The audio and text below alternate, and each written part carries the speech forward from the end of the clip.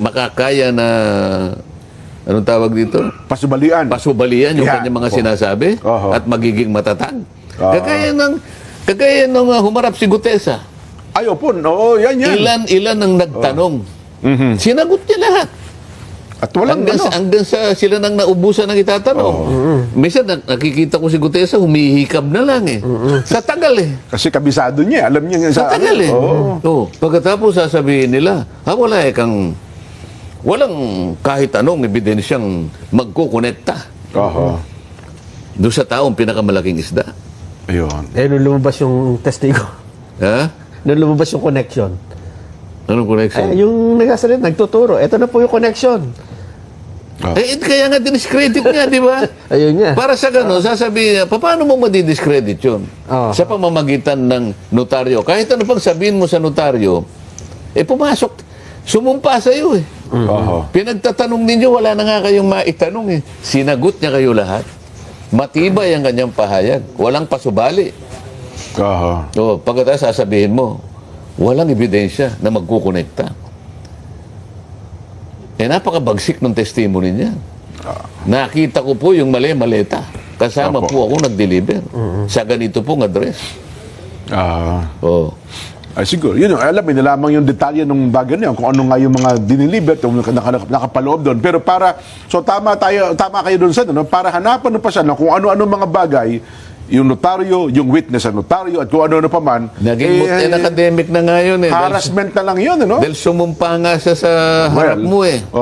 Binasa niya ang kanyang testimony, pagkatapos humarap siya sa inyong lahat, pinagtatanong ninyo, hanggang kayo ang naubusan ng itatanong. Ano ibig sabihin nun? Baliwala yun? Hindi. Recorded yun eh. Nagtataka ako, Sen, nung nag-file ng affidavit itong mga dating sundalo, ang sinumpina ay yung mga sundalo. Hindi yung mga inaakusahan nila. Di ba karaniwan pag kami nirereklamo ka, ito po yung mga nagnakaw ay papatawag yung mga pinangalanan mo, hindi ikaw. Kasi nandun ka na nga, hindi ba? Halatang halata yan eh. Hindi pinansin ng ombudsman. Ayaw tanggapin sa Blue Ribbon. Pagkatapos, inuusig sila ng NBI. Kahit bata naman, maintindihan kung ba't ginagawa na yun eh. Tanungin mo yung 2 taon na bata, alam niya. Hindi, inaalam lang daw, Sen, kung talagang totoo nga. Kasi ang gusto din na ata ng NBI Ulitin mo nga? ang gusto lang din po atang malaman ng NBI, Sen, ay yung katotohanan ng kanilang statement. Gusto niya nga isa-isa, bawat kwarto, mag-usap po. Ito bang sinabi niyo dito ay individual, hindi joint, kabuuan. Tanungin mo yung grade 6 na pupil. Naniniwala ka ba? Tanungin mo yung grade 6. Alam mo kung ano isasagot niya? Ayan. Tell it to the Marines. Yun nga, yung mga Marines nga yung 16 16 na Marines. Hindi. Sabi nung grade 6. Not 1. Not 2, not 3. Ilan? 16 Marines. Hindi ba 18 yun? Dalawa daw po, hindi sundalo. Hindi Marines yung dalawa eh. Army. Kaya sa tell it to the 16 Marines. Yeah, opo. And 2 ex-military army officers. Ayun. Mapapaniwala pa ba nila ang taong bayan sa ganyan? Ano ang ganansya? Anong pakinabang nung 18 matatapang na kababayan natin na lumabas? Ano magiging pakinabang? Wala po, kahit isa man eh. Totoo, hindi pakinabang. Panganib sa pamilya at sa buhay po nila.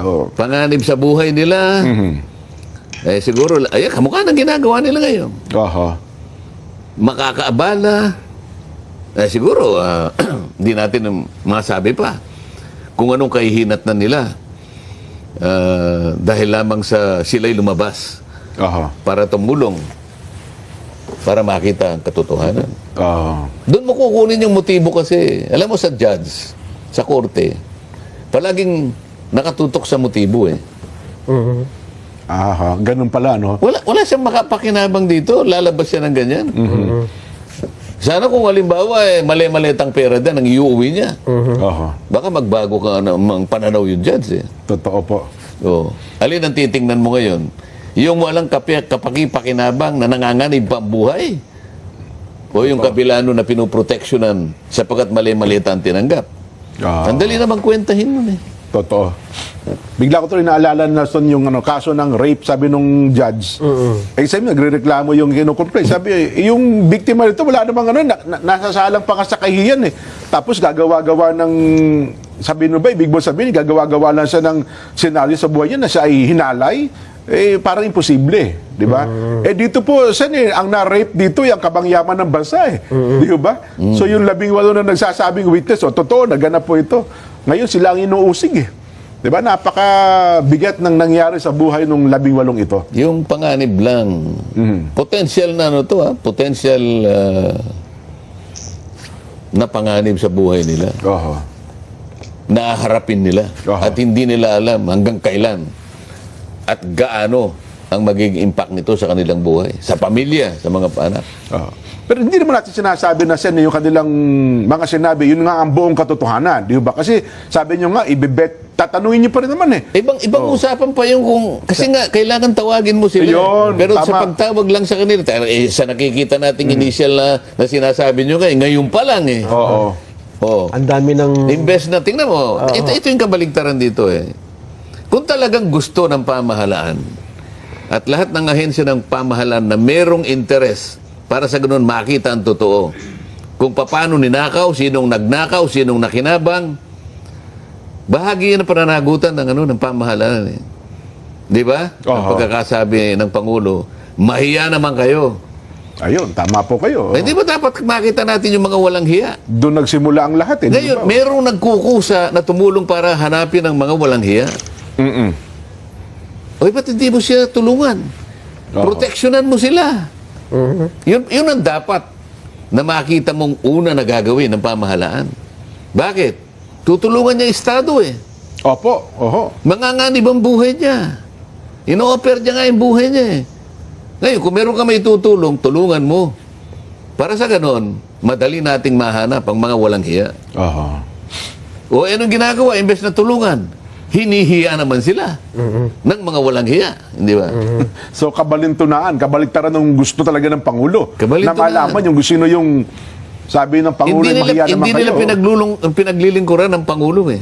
O, sabi ni Pangulong Marcos, mahiya naman kayo. Yan. Opo. Marching order. Anong ibig sabihin? Hanapin nyo yung mga walang hiya. Alam mo, uulitin ko, bago ako nagsimula na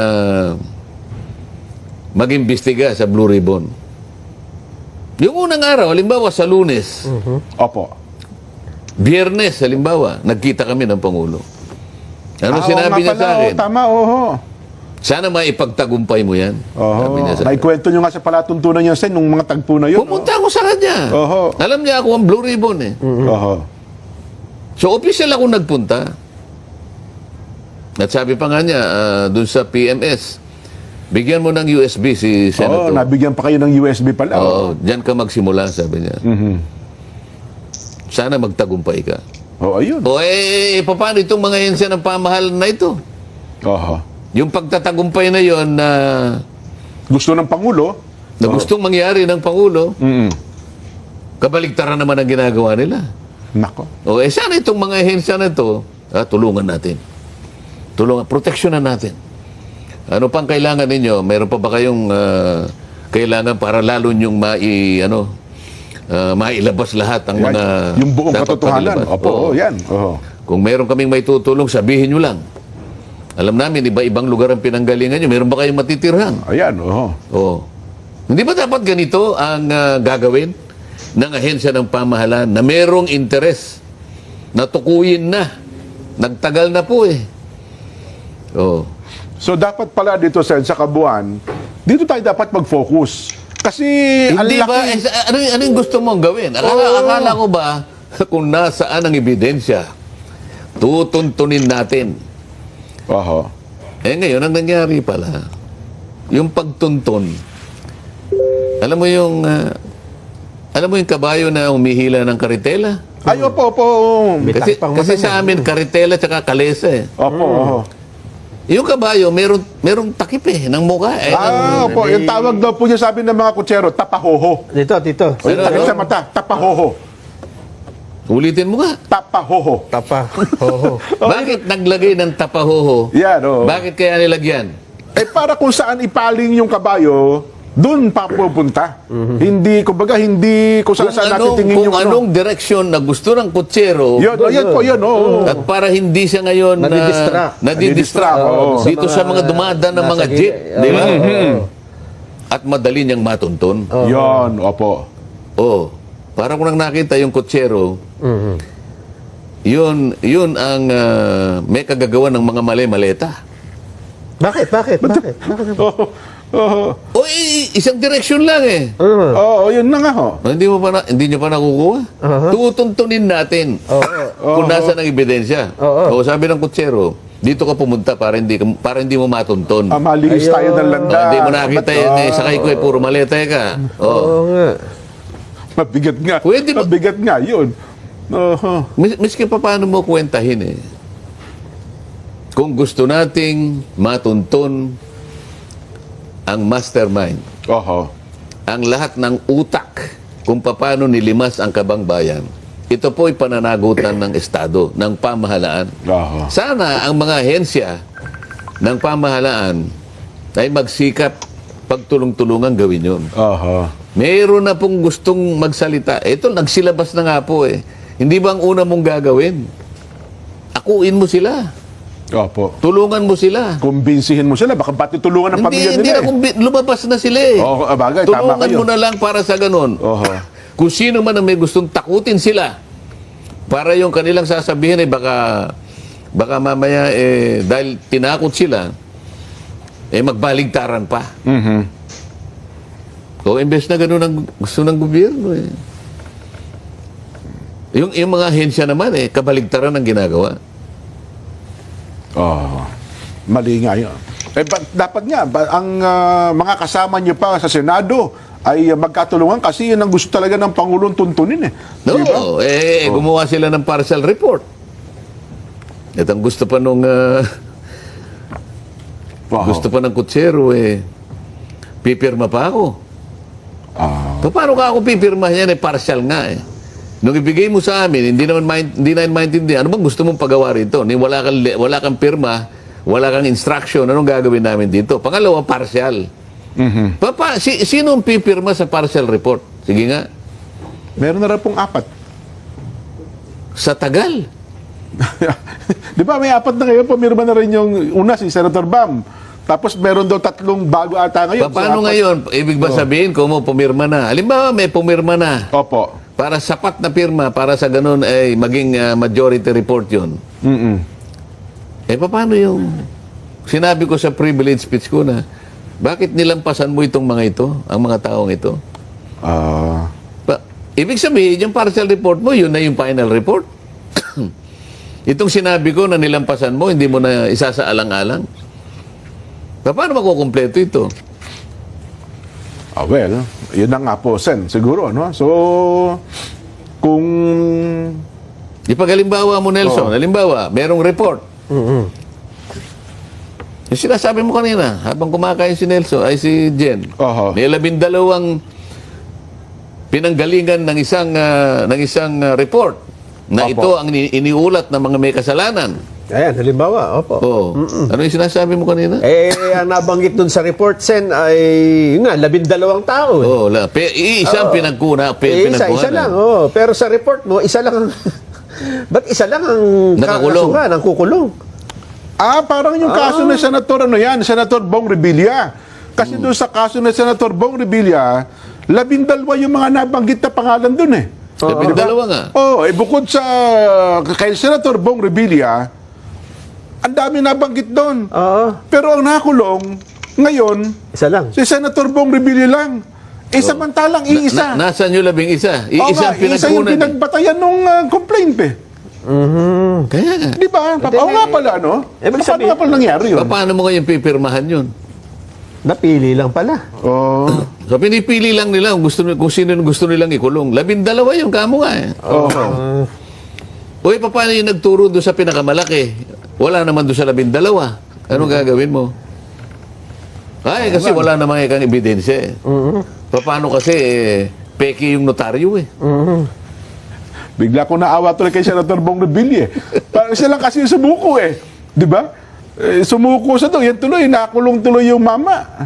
Oo nga, pero yung pinakamalaki, wala daw dokumento o ebidensya na mag-uugnay sa kanya. Oho. Paano? Yung isang matapang na ex-marine na umugnay sa kanya, kinuwestiyon Yung notaryo. yung notaryo. Oho. Nakalimutan niya, humarap pala sa komite at buong giting na nagsalita, Oho. Nanumpa. nanumpa.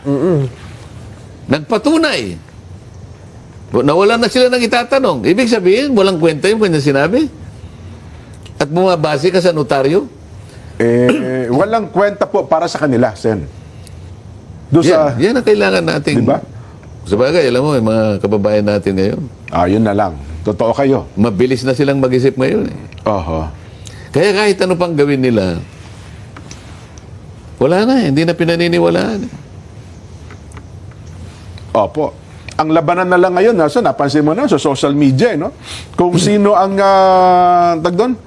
Kung sino nagsasalita at kung sino ang nag-post, bahala na kayo. Ano? Kung sino ang inyong kakampihan. Ganun na nangyayari ngayon, labanan. Pero sa isip talaga ng ating mga kababayang nag-iisip, at kumbaga ay pinag-aaralan ng mga sitwasyong ito, alam nila, Sen eh. Alam nila kung saan papunta itong mangyayari sa ating bansa sa usapin ng flood control anomaly. Ay, kaya lang ang tanong dito, Sen, ay kung ganyan na ayaw kumilos ng mga dapat kumikilos para umusad ang Hindi, kumikilos kaso. naman sila eh. Oo. Kumikilos sila, Depende lang kung pabaligtad. Pabaligtad. yun palihis. nga. Hindi pagpunta sa ebidensya. Palayo eh. Kung hindi pagbura sa ebidensya, Oo. paatras. Ay, ano mangyayari, Sen? Ano ang magiging... Baka tapos sasabihin niya, payag ako. Ayun naman pa pala, oh. Narinig niyo naman, pumayag eh. Pero ibinulong niya. Nahihiya pa siya nung sabihin eh. Sabi ni Majority Leader, binulong po niya sa akin. Opo. Yes. O di okay, di ba? Payag na siya na lahat ng binanggit ko sa aking privilege fees na nilampasan niya, kasama na yung 18, payag na siya. Na mag-open uli ng investigasyon at ipatawag lahat ito. So ang tanong ko, kailan? O yun na naman. Hindi kaya lang, Sen, kinabukasan yata. Gumawa na naman ng dahilan. Bumawi nga. Oo, bumawi eh. Pero ngayon daw may latest, sabi, mukhang itutuloy na, Nelson. Ganun ba? Patatawag. Ang tanong na lang kung kailan, ayun nga, ang sa pantaha daw ng iba, baka December 25. Malamang nga. May hearing ba in December? Anong year? Yun pa. Yun lang. Kasi kung ganito mangyayari sa'yo, kung talaga ibibinbin nila, sabi nyo nga, ang taong bayan sa bandang huli, ang main arbiter, taong bayan ang magsasabi sa palatuntunan sa ganang mamamayan, alam talaga nila. Di ba? Kung saan papunta itong bagay na ito. Akala ko nga, sasagutin niya yung aking mga pinagsasabi sa aking privilege speech eh. Ang ginawa niya, pinagpupukul ako. Yun. Marami naman ho ang nakapansin Sen na kumbaga ay at least kayo focus sa hindi sa mga bagay na personal, Hindi. kundi focus sa Hindi naman ako ang importante rito sa, ba't akong pupukulin mo, di ba? Ang importante rito, yung issue na gustong malaman ng taong bayan. yun ang concern ng lahat eh. Diretsuhin mo doon, wag kang magbabaka sakali na ikurba kahit konti. Diretsuhin mo doon. Dahil yung tao doon nakatutok. Akala ko nga Sen, ako habang nanonood nung nag-privilege si chairman, akala ko susunod kayo eh. Doon sa kanyang gustong naratibo eh. Nung tumindig kayo, mabuti na lamang hindi kayo sumunod sa ganong naratibo, Sen. Kasi sabi nyo nga, hindi naman kayong importante kahit anong personal na iba to sa inyo, wala tayong mareresolbang kaso. Di ba? Kasi eksipin mo, pagtayo niya eh. Ano ikang impeachment? Ganito. Ba't tayo napunta sa impeachment? Doon daw pala nagsimula sa ng loob ninyo eh. Pagkatapos Oho eh. pinakita niya yung nakikipagbakbakan ako doon sa House of Representatives. Opo. Di ba? Parliamentary courtesy. Courtesy, opo. Yung yung tradisyon. Opo. You may not like the bio. Yun, tama. Yung ganun. Oho. Pagkatapos, Chinador na naman ako. Makatsina daw ako. Papa, ako ba, kamukha rito sa pag-uusap natin ngayon, o kaya maski reviewin ninyo yung aking pagpapahayag sa Senado, kailan ninyo ako narinig na nagsalita in defense of China? Oho. Sino kaya ang pupwedeng tumestigo na meron akong sinabi na ang ibig ko sabihin ay dinidepensa ko ang China? Kailan ko sinabi? Ito yung sinasabi niya. Oho. Oh, pagkatapos Kasi yung naratibo nyo raw ay parang kahalintulad nung naratibo nung ano yun, doon na i-post sa official Sa website page, ng website China. ng China. Yung kay Thomas Cloma, yun Oo. daw ang kwento ng China eh. Ayun. Oo. Parang pag binasa mo, baligtad. Hindi ganun. Ganun ho ba? Oo, nakuha ko. Talagang inaano lang. Baligtad yung sinasabi doon. Opo. Tingnan ko lang kung talagang ano eh. Mahilig talagang mag-imbento. Well, siguro. Again. O ano kinalaman ka kung hindi naman yan ang laman ng aking privilege speech. Ang sinasabi ko, pakisagot nyo po ito.